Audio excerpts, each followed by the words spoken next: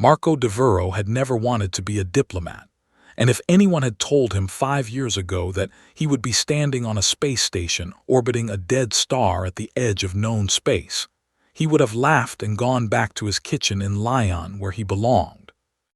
But here he was, wearing a crisp white chef's coat with the United Nations Stellar Affairs patch on the shoulder, staring out through a viewport at a sky full of more stars than he had ever imagined possible. The Galactic Concord Station was the largest structure Marco had ever seen, a spinning ring of metal and light that housed over 2 million beings from hundreds of different species, and it hummed with a kind of energy that reminded him of a busy restaurant on a Friday night, except the customers had tentacles and exoskeletons, and some of them floated through the air like living clouds. He had been recruited for one reason only, and that reason was food. The United Nations had decided that humanity needed a cultural representative at the Concord, someone who could show the galaxy what Earth was all about without firing a single weapon or signing a single trade deal. And some bright mind in the Bureau had decided that nothing said more about a civilization than what it put on the table. Marco had agreed because he was curious, and because they promised him access to ingredients from 1,000 worlds, and because, deep in his heart, he believed that food was the most honest thing a person could offer another living being. Today was the day he had been preparing for since he arrived 3 months ago. The Feast of Accord was the most important cultural event on the station, a tradition that went back centuries, where every species presented a single dish that represented their civilization, and the dishes were tasted and judged and celebrated as symbols of peace and cooperation. Marco had spent weeks planning his menu, and he had settled on something close to his heart, a rich and beautiful buff bourguignon made with real beef that had been shipped frozen from Earth, cooked low and slow with wine and herbs, served alongside handmade bread with a golden crust, a delicate herb salad dressed with oil and lemon, and for dessert a chocolate soufflé that rose like a dark cloud and melted on the tongue like a whispered promise. He had cooked it with everything he had, every technique he had learned in 30 years of standing in front of a stove, every memory of his grandmother's kitchen in the countryside, where he had first learned that feeding someone was the same as loving them. The Great Hall of the Concord was enormous, a circular chamber with a domed ceiling that showed the stars outside, and long curved tables arranged in rings around a central stage where each species would present their dish. Marco watched as the other delegations went first. The Druvi, small reptilian creatures with clever hands, presented a cube of compressed minerals that glowed faintly blue.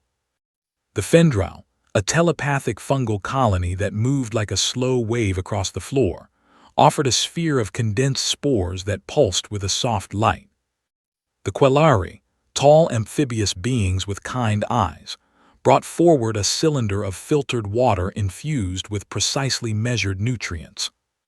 Every single dish was the same basic idea, a block or sphere or cylinder of perfectly balanced nutrition, engineered for maximum efficiency, calculated down to the molecule, and completely without color or aroma or anything that Marco would recognize as food.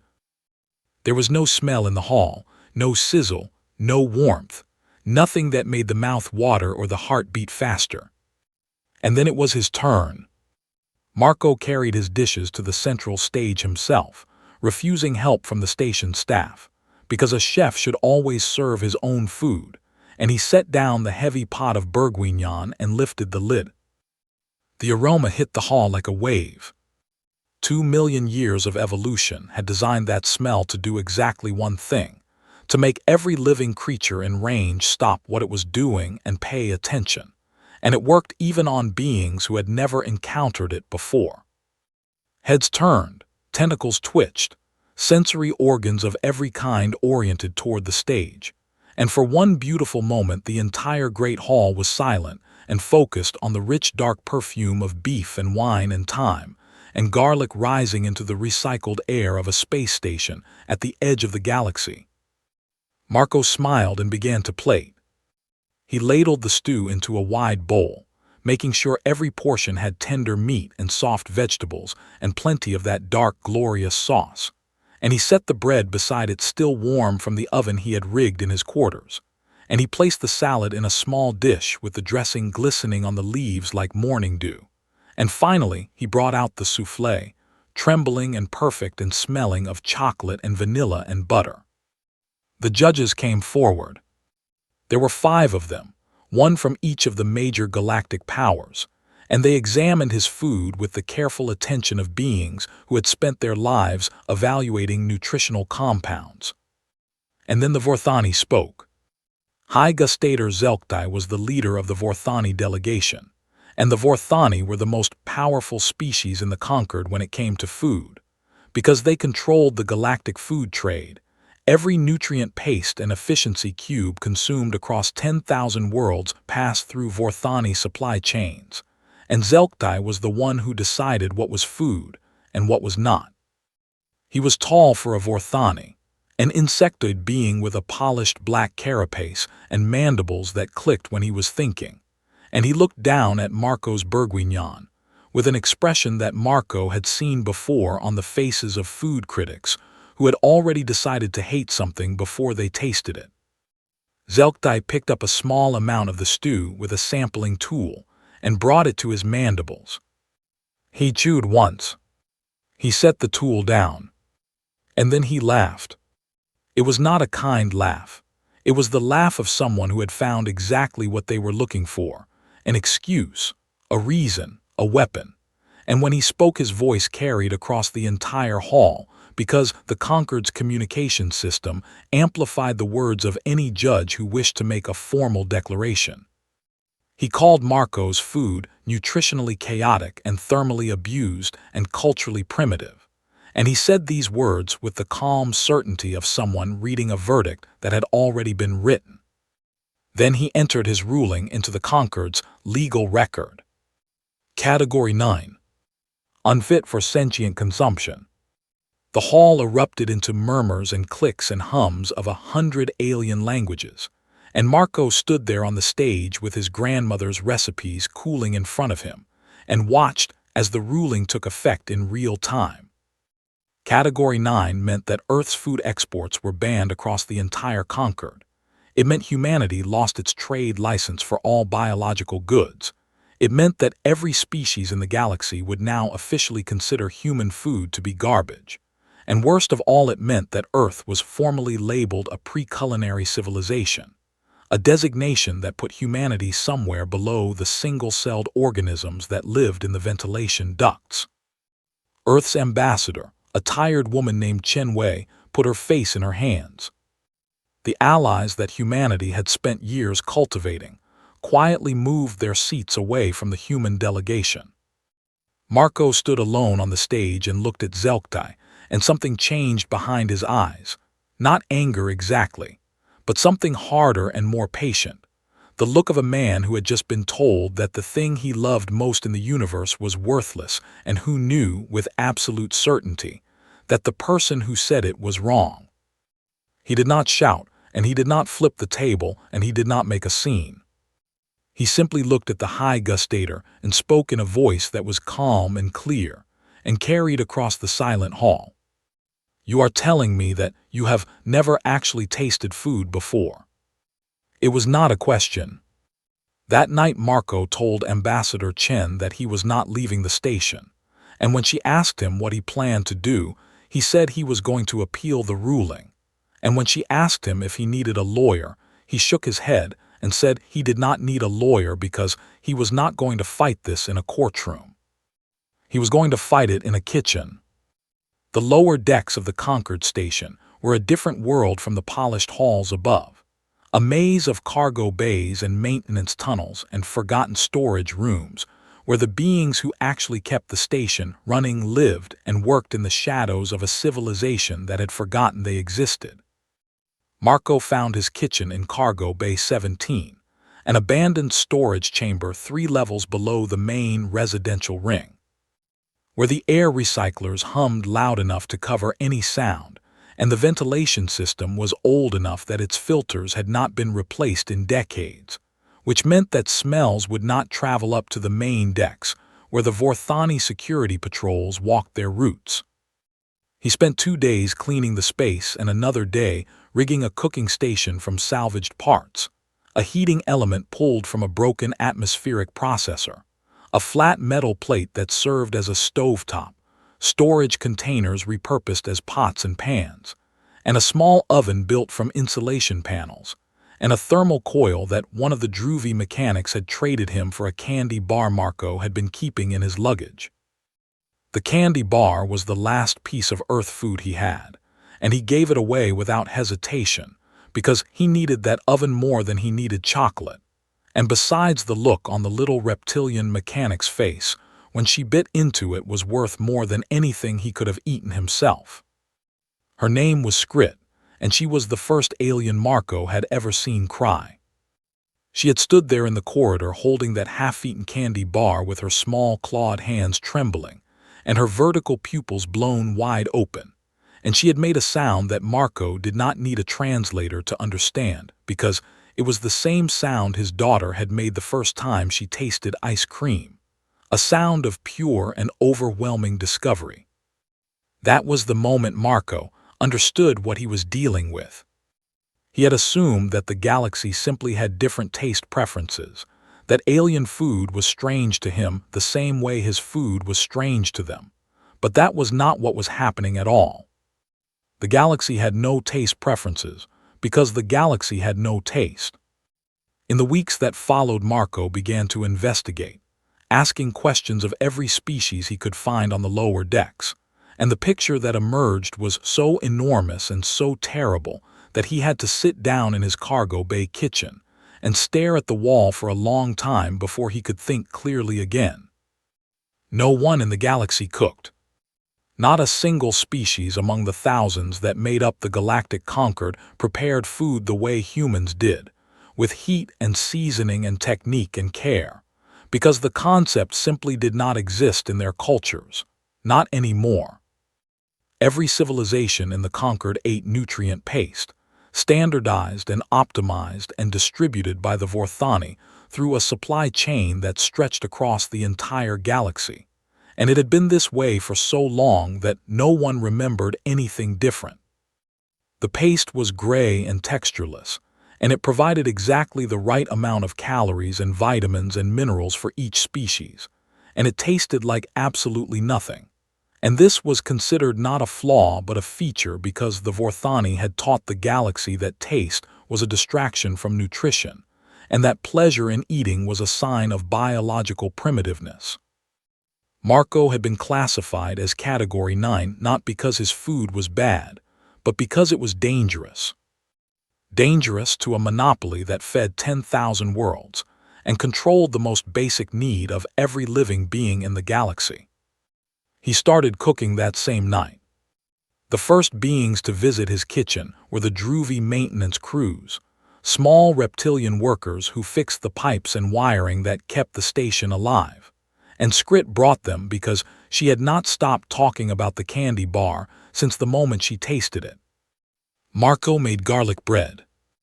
It was the simplest thing he could think of, just bread and butter and garlic and a little salt, toasted until the edges were golden, and the butter had soaked into the soft center, and the garlic had turned sweet and fragrant in the heat. He watched 12 Druvi mechanics sit on the floor of Cargo Bay 17 and eat garlic bread in complete silence. And when they were done, 3 of them were crying, and 2 of them were holding each other, and 1 of them was just staring at the ceiling, with an expression that Marco could only describe as religious. The next night the Quelari came. The Quelari were tall amphibious beings who cleaned the station, mopping floors and scrubbing walls with their long flexible arms, and they were the lowest status species on the Concord, treated as servants by nearly everyone above them, and no one ever asked them what they wanted or how they felt about anything. Marco made miso soup. He had brought a small supply of miso paste from Earth, carefully packed in his personal luggage because he never traveled without it, and he dissolved it into hot water with a little seaweed and some tofu he had improvised from a protein base he found in the station's emergency supplies.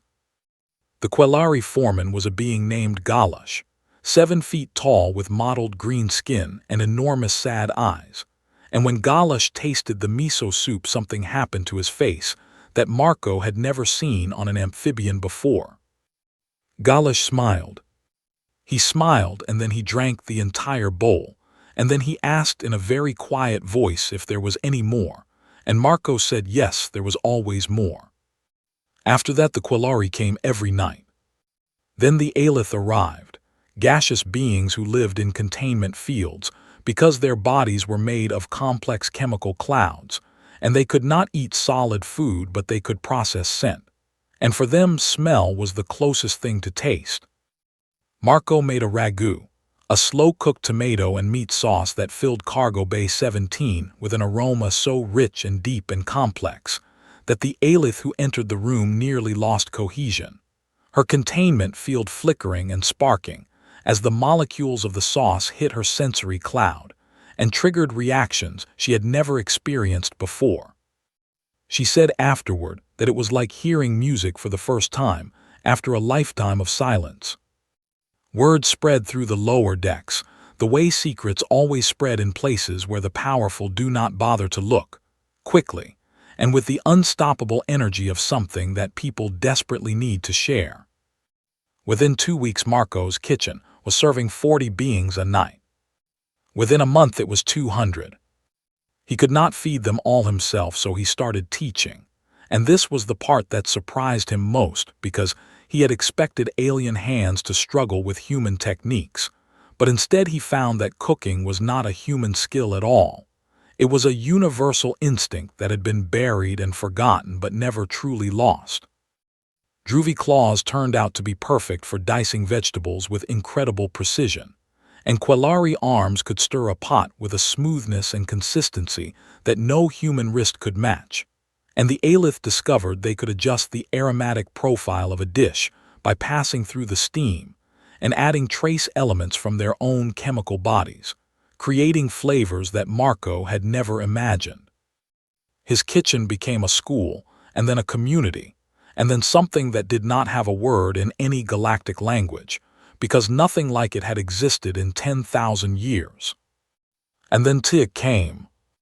Tiak was a Vorthani, young by their standards, a junior diplomat assigned to the Cultural Affairs Office, and she came to Cargo Bay 17 alone and afraid on a night when the kitchen was closed and Marco was cleaning up.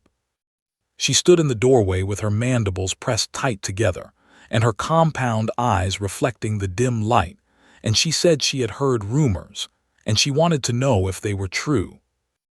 Marco did not ask her why a Vorthani would risk her career, and possibly her freedom to visit an illegal kitchen on the lower decks. He simply handed her a strawberry. It was the last one from a small container he had been saving, bright red and perfectly ripe, and Tiak held it in her clawed hand and looked at it the way a person looks at something that might change everything. She bit into it. The juice ran down her mandibles and her entire body went still, not frozen but quiet. The kind of quiet that comes when every part of a being is focused on a single, overwhelming sensation. She sat down on the floor of the cargo bay, and she did not speak for 10 minutes.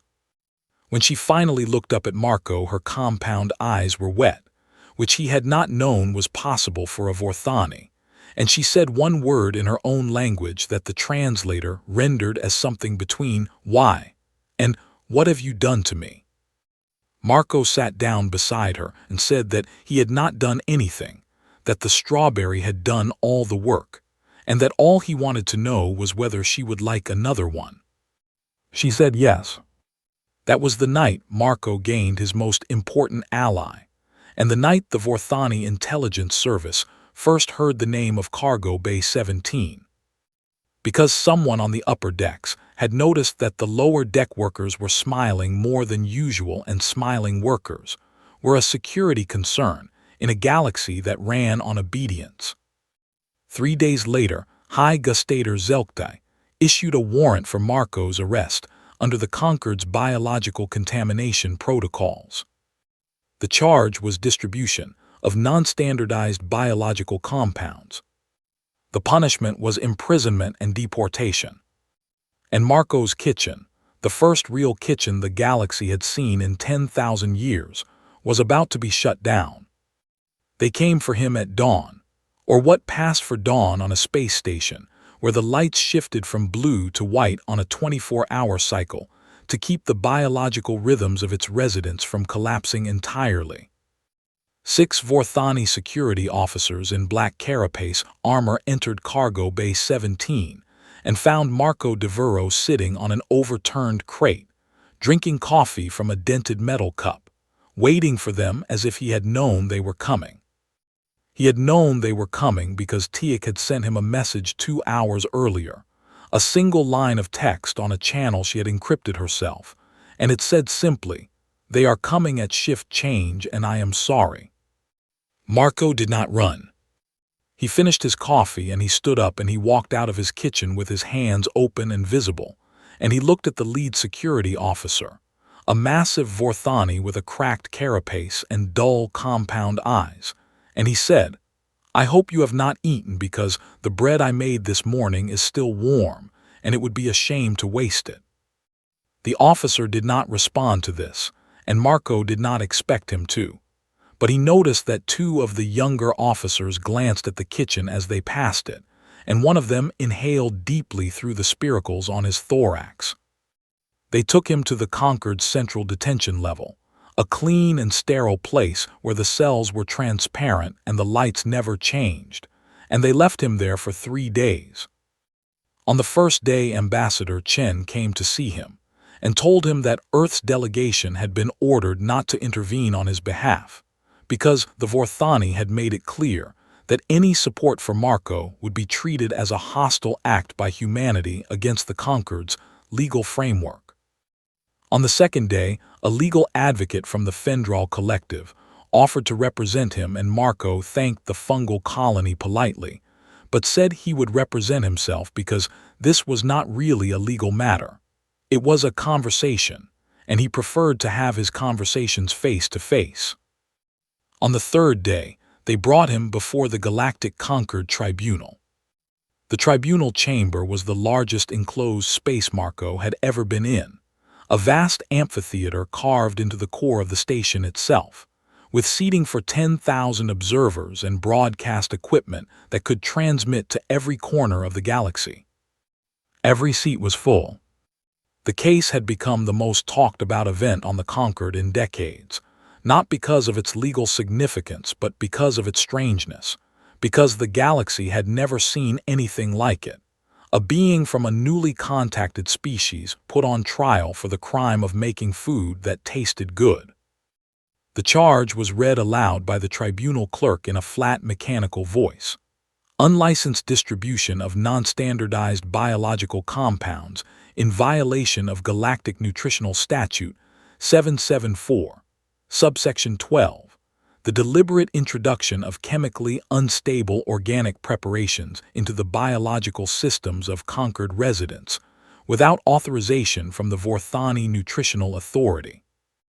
Marco stood at the defendant's platform, a small raised circle in the center of the chamber, and he listened to the charge, and when the clerk asked how he wished to respond, he said, "Not guilty," and he said it loudly enough that the back rows could hear it without amplification. High Gustator Zelktai sat in the prosecution's position, his black carapace gleaming under the chamber lights, and beside him were 3 Vorthani legal specialists who had brought enough documentation to fill a cargo bay, nutrient analyses and toxicology reports and risk assessments, and a 200-page brief arguing that human cooking was fundamentally incompatible with civilized nutritional standards.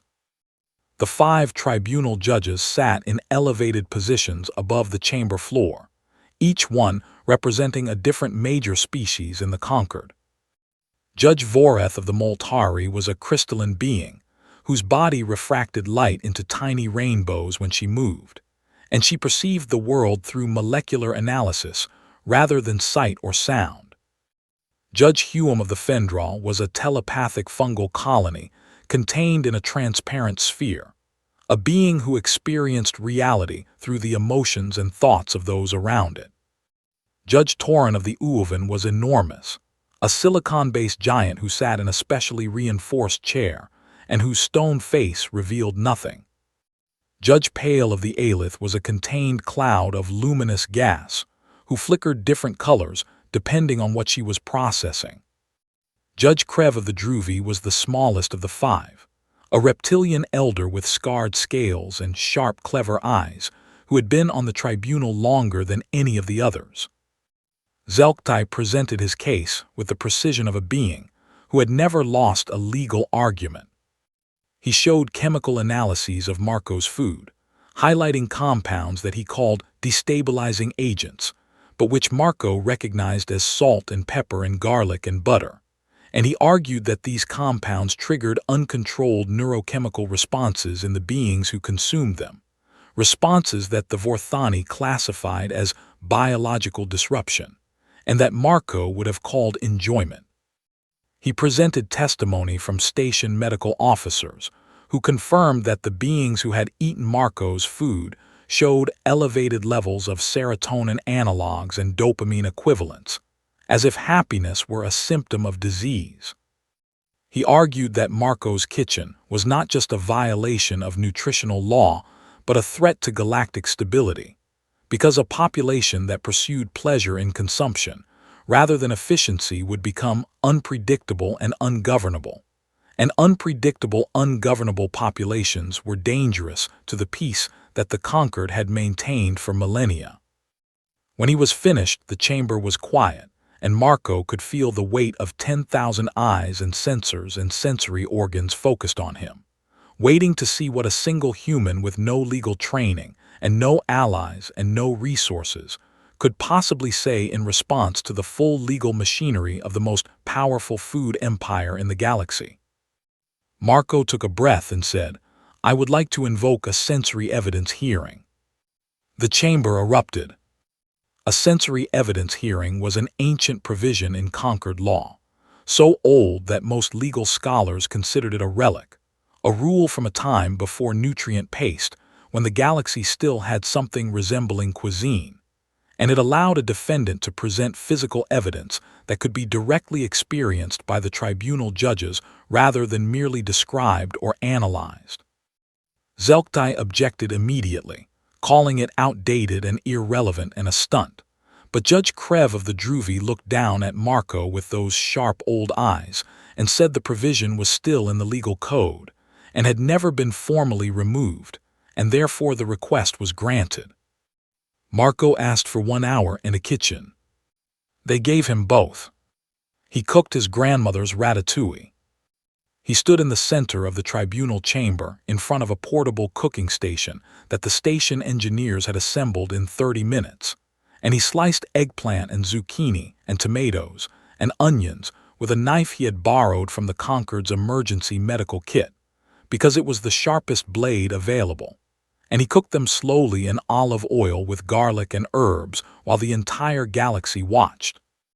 The smell filled the chamber the same way it had filled Cargo Bay 17, and the same way it had filled his grandmother's kitchen in the French countryside when he was 6 years old, and it was the smell of something that could not be reduced to a chemical formula or a nutritional analysis, because it was not just molecules in the air, it was memory and love and patience and time.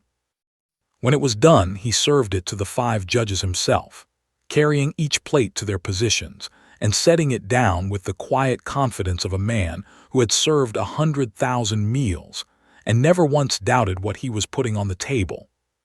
Judge Voreth of the Moltari analyzed the molecular structure and was silent for a long time, and then said the flavor profile was mathematically beautiful, a harmony of compounds that should not work together but do, like a theorem that proves itself.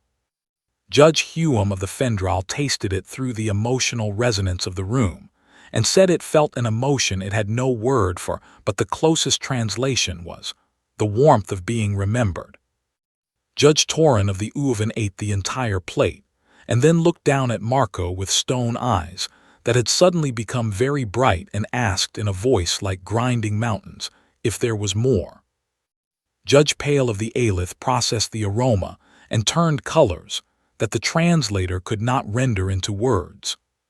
Judge Krev of the Druvi ate slowly and carefully, and when he was finished, he set down his utensil and looked at Zelktai and said nothing, but his expression said everything.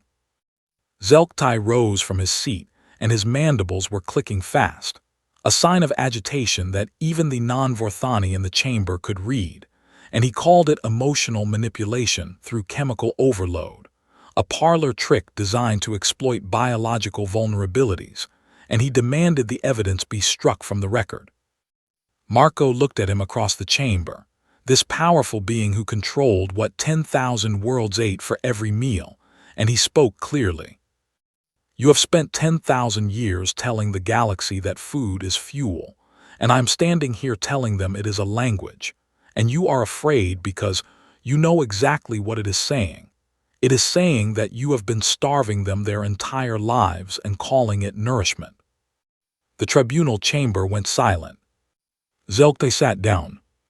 The judges deliberated for 6 hours, and when they returned the vote was split, 2 in favor of acquittal and 2 against, and 1 abstaining, which under conquered law meant the case was unresolved.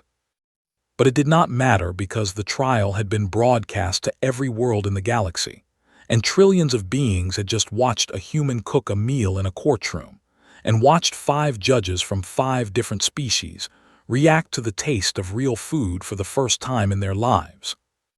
The verdict was deadlocked, but the message was not. And across the galaxy, on 1,000 different worlds, beings who had eaten nothing but gray paste for their entire lives looked at their next meal, and for the first time in their lives asked a question that the Vorthani had spent 10,000 years trying to make them forget. Why does this not taste like anything? It started with salt. On the mining world of Druvic Prime, where the small reptilian Druvi had worked the deep tunnels for generations extracting minerals for the Conquered's construction projects, a young miner named Tech watched the trial broadcast on a cracked screen in the communal barracks, and then walked out to the salt flats that covered the northern hemisphere of his world. Salt flats that his people had walked across every day for centuries without ever once thinking to put any of it on their food. He picked up a handful of white crystals, and he touched them to his tongue, and something happened inside his brain that his species had not experienced in recorded history.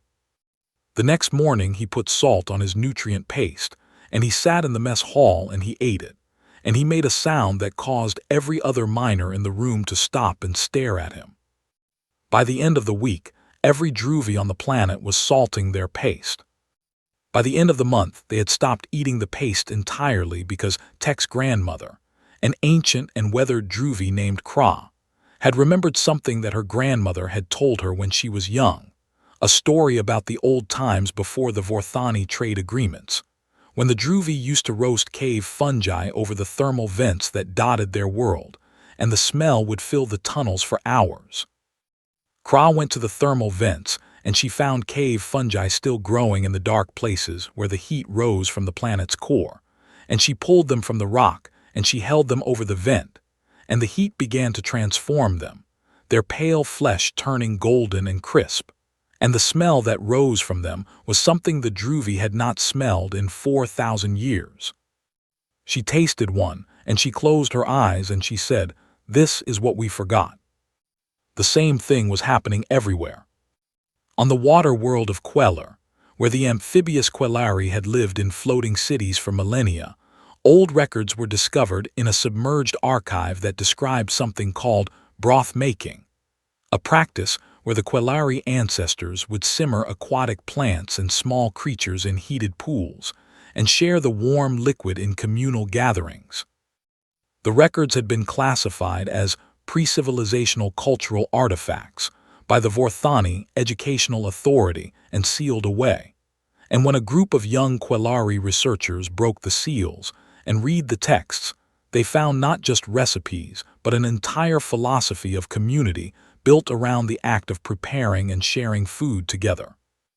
On the gas giant observation platforms where the Aelith drifted in their containment fields, A collective of the gaseous beings began experimenting with aromatic compounds, mixing and heating chemical elements to create what they called scent compositions. And they discovered that certain combinations triggered emotional responses so powerful that entire Alith communities would gather just to experience them together, floating in great luminous clouds of shared sensation. The galaxy was waking up, and it was hungry. Marco watched the broadcast from his cell on the detention level because he was still technically under arrest, and the deadlocked tribunal had not released him. But the guards had stopped locking his door after the second week, because 3 of them were Druvi who had tasted his garlic bread, and the 4th was a Quelari who brought him ingredients smuggled from the station markets, and asked him questions about soup. The movement had a name now. Cook like a human, spread across the galactic networks like a fire in dry grass, shared in every language and format, accompanied by video clips of the trial and recordings from Cargo, Base 17, and amateur attempts at cooking that ranged from beautiful to catastrophic, but were all made with the same desperate, joyful energy of beings, discovering something fundamental about themselves that they had never known was missing. The Vorthani response was swift and brutal. Trade embargoes were imposed on any world that permitted unauthorized food preparation. Supply shipments of nutrient paste were reduced to worlds that showed signs of what the Vorthani called culinary deviation. And on 3 separate occasions, Vorthani military vessels were deployed to blockade planets where the cooking movement had grown large enough to threaten local paste distribution networks. High Gustator Zelktai went on the Galactic Broadcast Network and declared cooking to be a biosecurity threat, a primitive and dangerous practice that endangered public health and undermined the nutritional stability that the Vorthani had provided to the galaxy for 10,000 years. He called Marco Devuro a biological terrorist. He called the cook like a human movement, mass hysteria induced by chemical manipulation. And he announced that any species found engaging in unauthorized food preparation would face sanctions up to and including expulsion from the Galactic Concord. It did not work. It did not work because you cannot make someone forget the taste of garlic bread. You cannot make someone forget the smell of roasted fungi. You cannot make someone forget the warmth of broth shared with friends. And you cannot make someone go back to eating gray paste once they have learned that food can be something more than fuel. Underground kitchens opened on 100 worlds, hidden in basements and back rooms and cargo holds, and the beings who ran them were not criminals or revolutionaries. They were grandmothers and workers and students and children who had discovered that the simplest act of preparing food with their own hands and sharing it with someone they cared about was the most radical thing they had ever done. A black market for spices emerged overnight, with salt and dried herbs and peppercorns being traded at prices that rivaled precious metals, and human traders who had been minor figures in galactic commerce suddenly found themselves the most sought-after merchants in the galaxy because Earth was the only planet that had maintained an unbroken culinary tradition. And then Tiax stepped forward. She appeared on the Galactic Broadcast Network without warning, a young Vorthani diplomat with her species' characteristic black carapace and sharp mandibles, and she was holding a data crystal that contained classified documents from the Vorthani Nutritional Authority's archives. Documents that she had spent 3 weeks extracting from secured systems at the risk of her own life. The documents told a story that was 10,000 years old. When the Vorthani first achieved spaceflight and began making contact with other species, they had discovered something that frightened them, something that threatened their sense of superiority and control. Other species had food cultures that were richer and more complex and more joyful than anything the Vorthani had ever developed. The early Vorthani were efficient beings, pragmatic and logical, and they had never developed cooking because their biology did not require it. But when they encountered species who sang while they prepared meals and gathered in great communal feasts and passed recipes down through generations like sacred texts, they recognized that this was a kind of power they could not compete with. so they decided to destroy it. Not with weapons, but with policy. Over the course of millennia, the Vorthani systematically replaced every civilization's native cuisine with standardized nutrient paste, using trade agreements and economic pressure and educational programs that taught generation after generation that taste was primitive and cooking was wasteful, and the only rational approach to nutrition was efficiency. They did not just sell paste. They erased cultures. They wiped out 10,000 years of recipes and traditions and communal practices, and they replaced them with a gray, tasteless substance that kept bodies alive, but starved something deeper, something that every living being needed, but that the Vorthani had convinced the galaxy did not exist. Community, joy, the simple pleasure of sharing a meal with someone you loved. The documents proved all of it, every policy directive, every suppression order, every classified memo discussing the strategic importance of eliminating culinary culture from subject species. And when Tiak finished her broadcast, the galaxy was not just angry, it was heartbroken. Because every species realized at the same moment that they had lost something precious, something that had been taken from them so long ago that they had not even known to mourn it. Earth's government saw the tide turning and moved with a speed that surprised even Marco. The United Nations Stellar Affairs Bureau announced an emergency humanitarian initiative.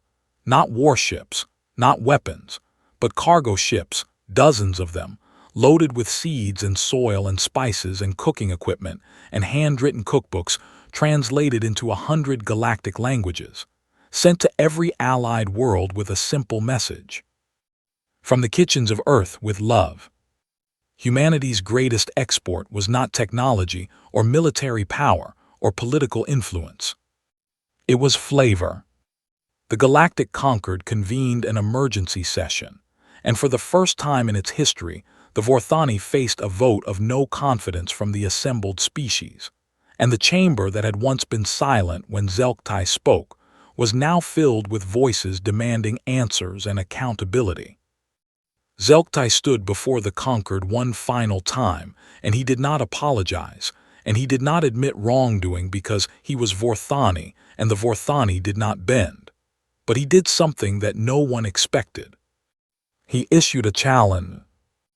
Under ancient Conquered law, a species facing a vote of no confidence could demand a trial of supremacy, a formal contest in the discipline that was being disputed, and the Vorthani were disputing humanity's right to challenge their nutritional authority. A culinary duel. Winner takes all. If Marco lost, then Earth would be permanently expelled from the Conquered.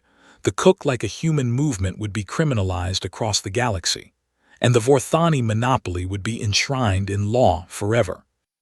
If Marco won, then the Category 9 ruling would be overturned, the Vorthani food monopoly would be dissolved, and the galaxy would be free to cook. Marco was still sitting in his unlocked cell on the detention level when Ambassador Chen came to tell him, and she looked at him with eyes that carried the weight of representing 8 billion people, and she asked him if he was willing to bet the future of humanity on a meal. Marco smiled and said, "What else would I bet it on?" The grand atrium of the Conquered Station had been designed 10,000 years ago to hold the most important events in galactic history, treaty signings and declarations of peace, and the formal admission of new species into the Conquered. And in all that time, it had never been used for anything like this. 2 kitchens stood facing each other across a wide marble floor, each one fully equipped and lit from above by lights that made everything sharp and clear. And between them sat the judging table, where the 5 tribunal judges and 100 randomly selected citizens from across the galaxy waited with empty plates and expressions that ranged from curious to terrified. The galleries above held 10,000 spectators packed into every available seat, and beyond the walls of the atrium, the broadcast was reaching every inhabited world in the galaxy. Trillions of beings watching on screens and neural feeds and sensory projectors. The largest audience in the history of the Conquered, united by the simple question of what would happen when two civilizations tried to settle their differences with food. High Gustator Zelktai stood in his kitchen, surrounded by Vorthani technicians in white carapace uniforms, each one operating a piece of equipment so advanced and precise that it looked more like a medical laboratory than a place where meals were made. Marco stood in his kitchen alone. Or at least that was how it appeared for the first 30 seconds, until the doors behind him opened, and four beings walked in and took their positions beside him. Skrit the Druvi mechanic, small and scarred and fierce, carrying a basket of cave fungi she had harvested herself from the thermal vents of her homeworld. Galash the Quelari foreman, 7 feet tall with gentle hands and sad eyes that were not sad anymore, carrying a pot of broth he had been perfecting for months based on recipes his people had thought were lost forever.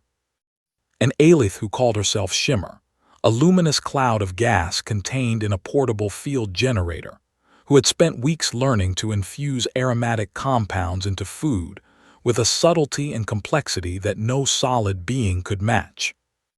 And Tiak the Vorthani defector, the young diplomat who had risked everything because a human had handed her a strawberry, standing in a kitchen opposite her own species with her mandibles set firm and her compound eyes reflecting the lights above. And in her hands, she carried a small sealed container that held something no living Vorthani had seen in 8,000 years. Zelktai saw her and went still. The rules were announced by the tribunal clerk in the same flat voice that had read Marco's criminal charges weeks ago.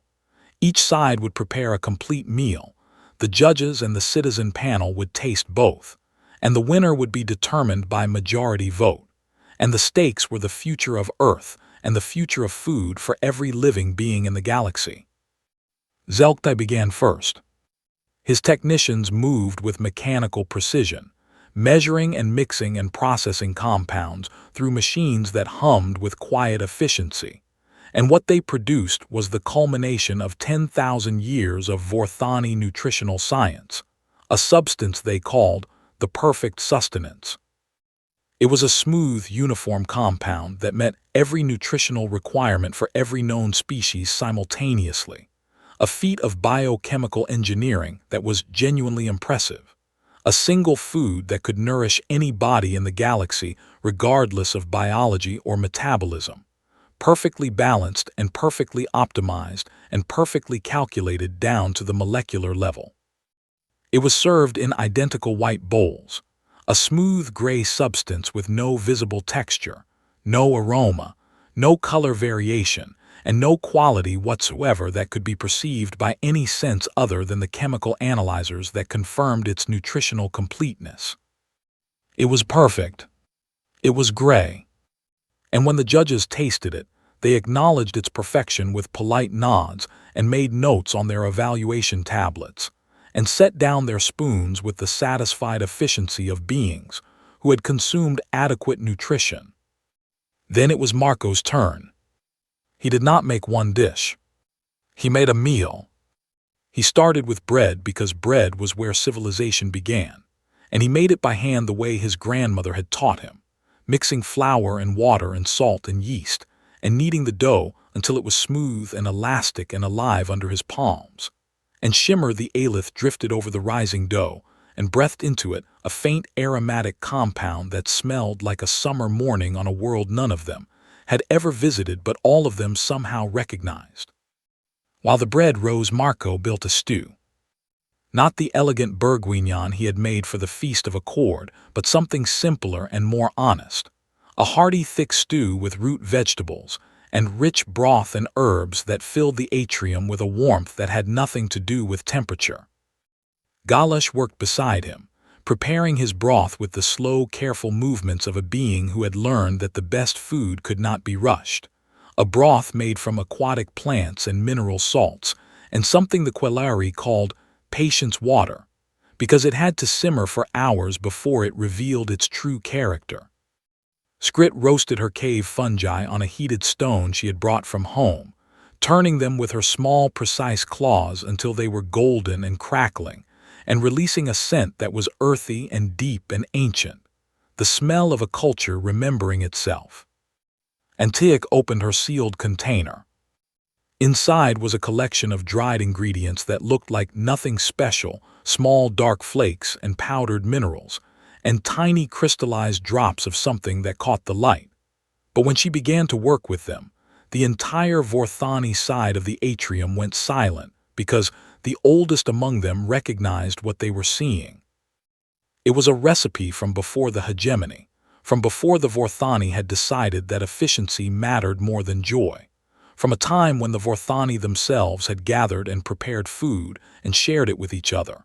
And it had survived only because one family had hidden the ingredients and passed the knowledge down in secret for 8,000 years, mother to daughter, a chain of memory that had never been broken. Tiak worked with steady hands, and she mixed the ingredients, and she heated them over a low flame, and what emerged was a small dish of crystallized mineral paste that shimmered with subtle colors, and the smell of it was unlike anything else in the atrium, sharp and complex, and somehow sad, like a song in a language that no one alive fully understood anymore. Zelktai watched her from across the floor, and his mandibles had stopped clicking, and his compound eyes were fixed on the dish she was making, and something in his rigid posture changed. Not a collapse, but a crack, a tiny fracture in the armor of a being who had spent his entire life defending a system he had been born into and had never once questioned. Marco assembled the meal. The bread went in the center of the table, golden and warm, and split open so the steam could rise, and the stew was ladled into deep bowls, and Galash's broth was served in small cups alongside the stew, and Skrit's roasted fungi were arranged on a flat stone, and Tiak's ancient Vorthani dish was placed in a small crystal bowl that caught the light and scattered it into tiny rainbows across the white tablecloth. It was not a monument to culinary technique, and it was not a scientific achievement, and it was not optimized or calculated or engineered. It was a meal prepared by 5 beings from 5 different worlds who had come together in a kitchen and made something that none of them could have made alone. The judges tasted it. Judge Voreth of the Moltari analyzed the molecular harmony of all 5 dishes working together, and her crystalline body began to resonate at a frequency that made the air around her sing. Judge Hume of the Fendral processed the combined emotional energy of the atrium, and the fungal colony's sphere glowed so brightly that the nearest spectators had to shield their eyes. Judge Torin of the Uovan ate everything on the table, and then sat in silence with his stone hands flat on the surface and his ancient eyes closed, and when he opened them they were shining. Judge Pale of the Aelith turned colors that the spectators would later describe as what hope looks like. Judge Krev of the Druvi, the oldest and sharpest of the 5, ate Skrit's roasted fungi last, and he chewed slowly, and when he swallowed he looked at Marco and gave a single small nod that carried more weight than any speech. The citizen panel voted. It was not close. 93-7, with the 7 dissenters later admitting that they had voted for the Vorthani out of fear rather than conviction, and that they had regretted it before the count was even finished. Marco won.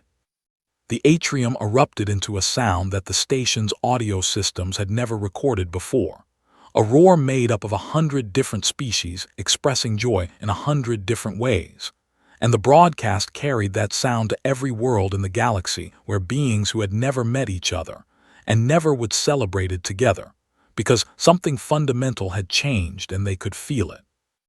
The Category 9 ruling was overturned. The Vorthani food monopoly was formally dissolved by unanimous vote of the conquered. The Galactic Culinary Exchange was established with Earth as a founding member, and its first act was to fund the recovery of lost food traditions on every world that had been stripped of its cuisine. Zelktai was removed from his position and stripped of his title, and he disappeared from public life so completely that most assumed he had returned to the Vorthani homeworld in disgrace. Marco did not become an ambassador. He did not become a politician or a celebrity or a symbol, or rather he became all of those things, but he did not let any of them change what he was, which was a cook.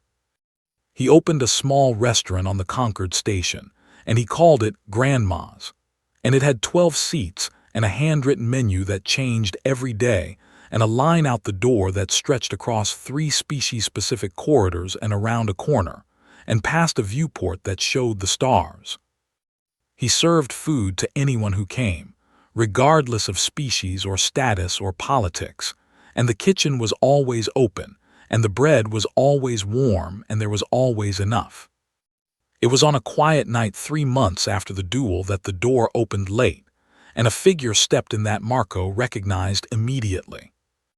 Zelktai looked diminished without his title, smaller somehow, his carapace dull and his compound eyes tired, and he stood in the doorway of the little restaurant, and he did not speak because he did not know what to say to the being who had dismantled everything he had built.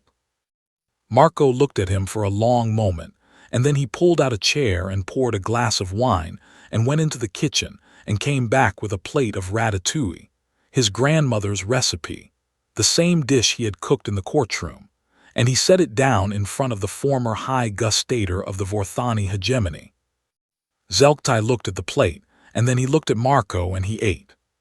He ate slowly and his mandibles trembled, and when he was finished, he sat with his clawed hands flat on the table, and he asked one question in a voice that was barely a whisper. "Why would you feed me after everything I did?" Marco refilled his glass and sat down across from him and shrugged the way only a man who had spent his life in kitchens could shrug, with the easy certainty of someone who understood one thing perfectly and had built his entire world around it. "Because you looked hungry." Outside the viewport, the stars burned in their ancient patterns, and the station turned slowly in the dark, and somewhere in the lower decks, a Druvi mechanic was teaching a Quelari janitor how to make garlic bread, while an Aelith drifted overhead, turning the steam into something that smelled like the beginning of everything. And in a small restaurant called Grandma's, a human and a Vorthani sat across from each other and shared a meal in silence, which is the oldest language in the universe and the only one that never needs translation.